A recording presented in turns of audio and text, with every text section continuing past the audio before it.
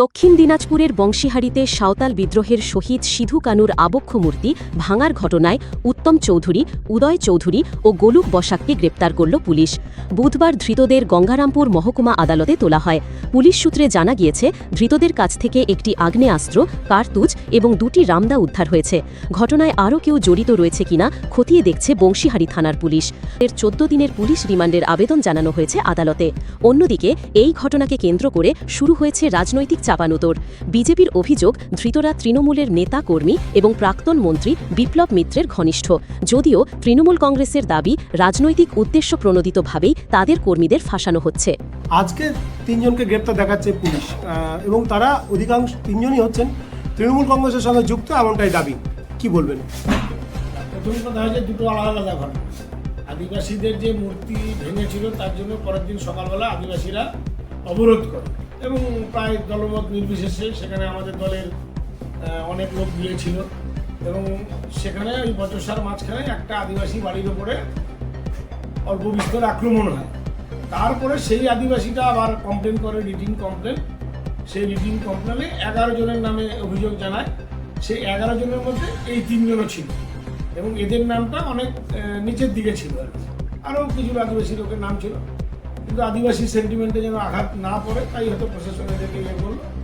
এর মধ্যে গোলক বিশ্বাস এবং আরেকজন যে চৌধুরী, তাকে পুলিশ রাতে অ্যারেস্ট করে।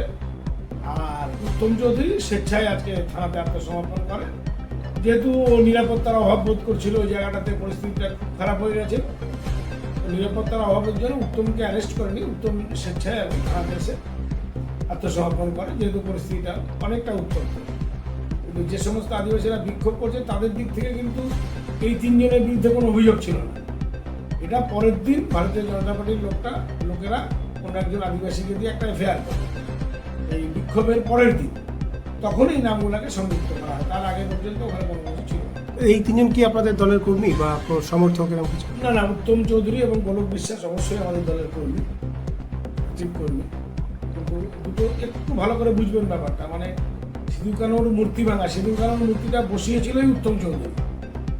উত্তম চৌধুরী ও একটা সমিতির ম্যানেজার এবং ও যে ক্লাব করে সেখান থেকে অল্প অল্প করে অর্থ বাঁচিয়ে দুর্গা পূজা করে, বাসন্তী পূজা করে, সেখান থেকে অল্প অল্প অর্থ বাঁচিয়ে ওরা, যেহেতু ওর সঙ্গে আদিবাসীদের সম্পর্কটা খুব ভালো, ওই মূর্তিটা বসিয়েছিল।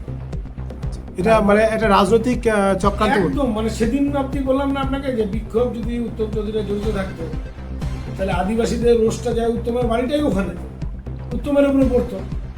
তখন অব্দি উত্তমের বিরুদ্ধে কিন্তু কোনো অভিযোগ ছিল না। যখন আরেকটা আদিবাসীর বাড়ি টিন ভাঙা হয়েছিল, কেউ বা কাহারা, তারপরে বিজেপির পক্ষ থেকে ওই আদিবাসী পরিবারটাকে দিয়ে একটা এফআইআর করানো হয়।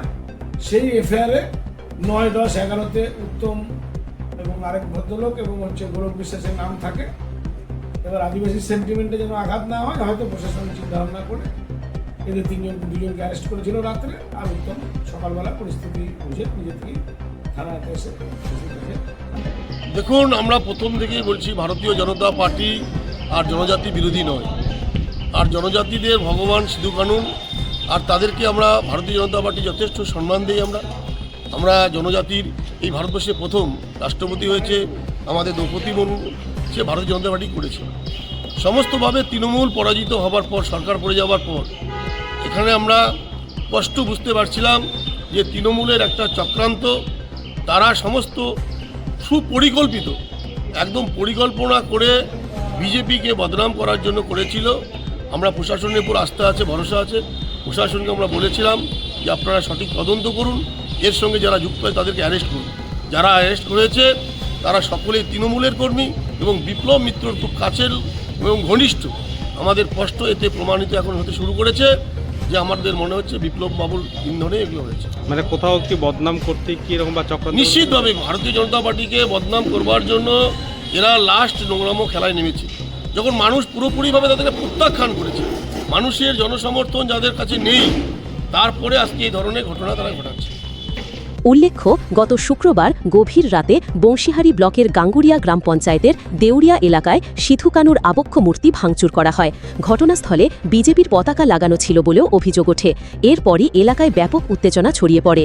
ক্ষুব্ধ আদিবাসী সম্প্রদায়ের মানুষজন শনিবার বিক্ষোভে সামিল হন। বিজেপির পার্টি অফিস ভাঙচুর, পতাকা পোড়ানো এবং রাস্তা অবরোধের ঘটনার পাশাপাশি সকাল থেকে বুনিয়াদপুর দৌলতপুর রাস্তায় অবরোধ চলে। পরে পুলিশ প্রশাসনের আশ্বাসে অবরোধ তুলে নেওয়া হয়।